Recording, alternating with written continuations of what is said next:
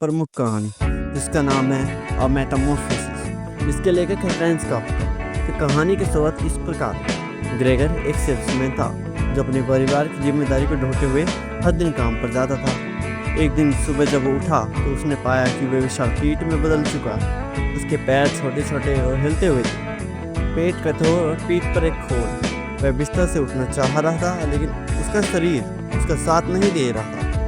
घर वाले हैरान रह गए। माँ बेहोश हो गई, पिता गुस्से में आ गया और बहन ग्रेटा डर से सहम गई। पहले तो उन्होंने सोचा कि ये कुछ समय की बात है, लेकिन जैसे दिन बीते उन्होंने उसे एक बोझ की तरह देखना शुरू कर दिया। ग्रेगर की हालत बिगड़ती रही और उसकी इंसानी आवाज़ भी धीरे धीरे चली गई। ग्रेगर अब एक कमरे में बंद रहता जहाँ कोई उसको, अब उसकी बहन भी उसे घृणा से देखने लगी। एक समय ऐसा आया जब उसके कमरे को स्टोर की तरह इस्तेमाल किया जाने लगा। धीरे धीरे वह पूरी तरह से अकेला हो गया, बिना किसी प्यार और सहानुभूति के। एक दिन पूरी तरह थककर और उपेक्षित होकर ग्रेगर ने खाना छोड़ दिया। उसने चुपचाप अपनी अंतिम सांस ली।